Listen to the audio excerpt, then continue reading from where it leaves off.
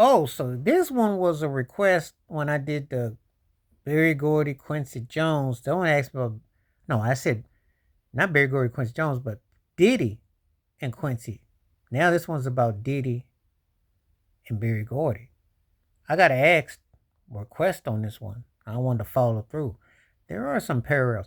You remember back when the Motown, the Jackson 5 had that box set that came out back in 1995? Who did the remix on that record to that Motown through the consent of Berry Gordy was one Sean Puff Daddy Combs. Did remixes on Jackson 5 for that.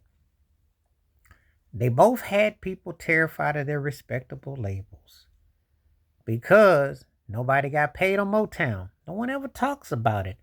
Remember, I'm going to tell you a story about the Jacksons.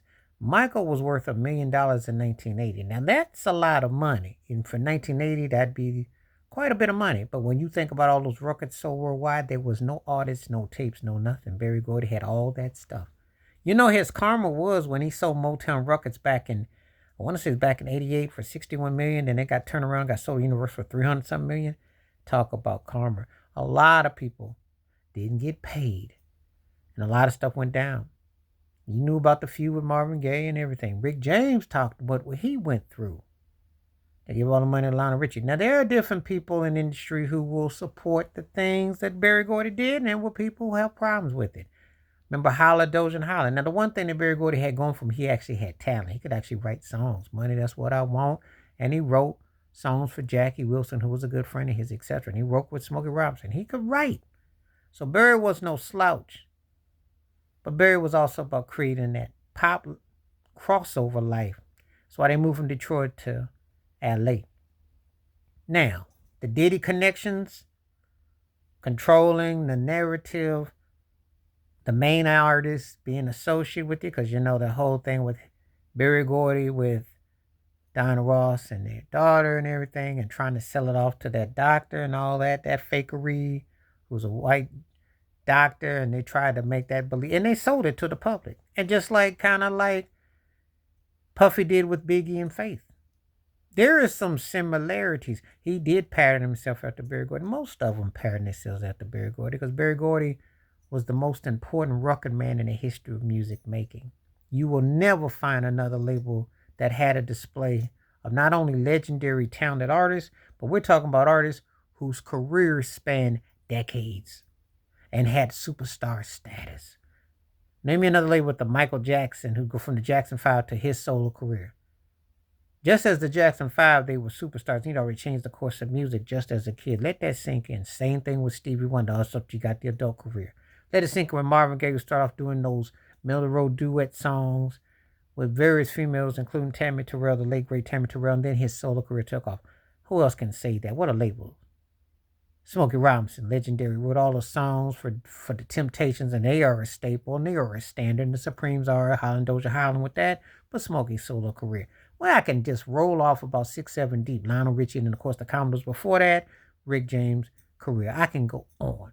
You get where I'm going at. But Gordy always had some funny business going on. Now, there was all kinds of allegations and tie-ins and so on and so forth. And you just kind of wonder. Because you got to understand, you have to have a certain type of character to last as long in that business.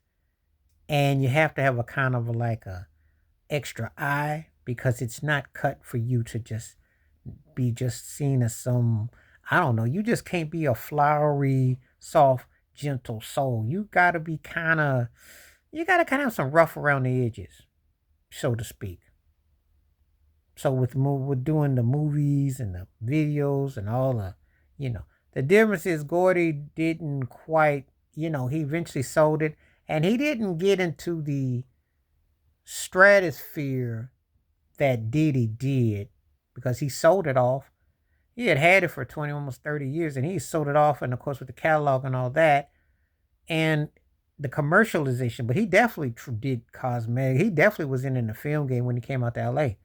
But for a black man at that time, compared to what Diddy's situation was, a whole different ballgame. Well, we do wonder. Berry Gordy had the alcohol and the legalization of marijuana and the different things. Maybe wonder what it would have been like, but we also wonder how it would have been. But there are a lot of similarities between the two.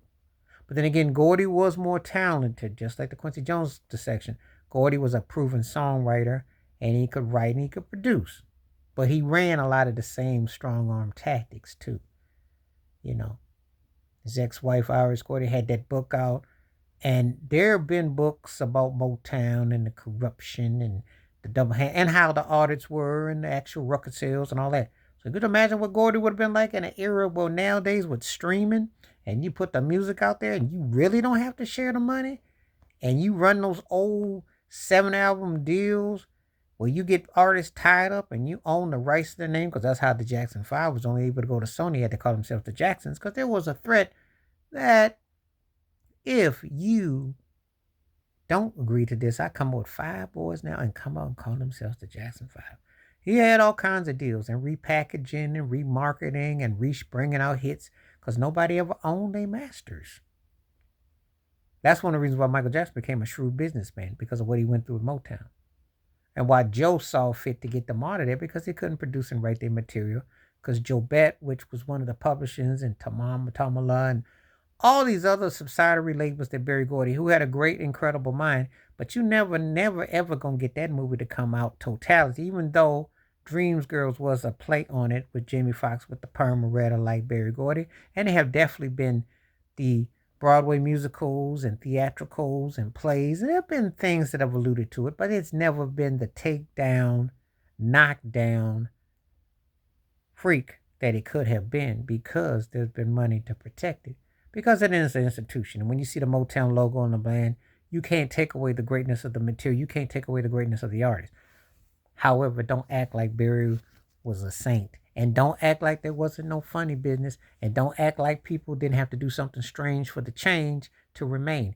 Nothing is more sad than Motown 25 and know that one of the greatest musicians ever, James Jamerson, who played on countless songs and bass, a godfather of the bass, and you can make the case the greatest bass player ever, or in the 1-2 category, if you will, couldn't even get a ticket to the show. Make it make sense. And how Doja Holland had to chase to get their money.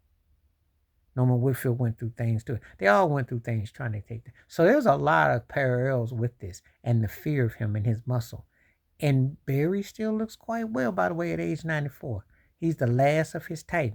He never has had quite the same things coming, but there was a lot of rumbles and a lot of upset faces in places. So there are parallels between Diddy to Berry Gordy. I'm just sharing this because someone had made a request to it, and I'm doing this off the top of my head, but I can remember verbatim. It's like I can tell you how Puffy got over on 112, how Faith was used as the first woman of Bad Boy, even though Mary J. from Uptown Ruckus was really the springboard to Bad Boy. But the whole Uptown Ruckus collection and her Andre Harrell, all that is a bit blurry in photo. But 112, Biggie, Mace, the Locks got all jammed up in the bag. Faith wrote songs.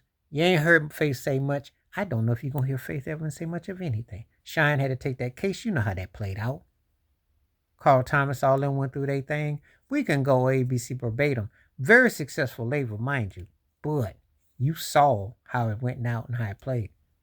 Could be that Florence ballad to the Notorious B.I.G. could be some parallels. And history has a way of repeating itself. How they push certain people for certain positions and certain things. Stay tuned. Please like, subscribe, welcome thoughts, comments, and I do respond. Thank you. Wash your hands, keep your mind clear, watch out for another share. If you like it, that membership, stay safe, stay blessed, stay true, stay woke, stay full, stay free. I'm out one time. Peace.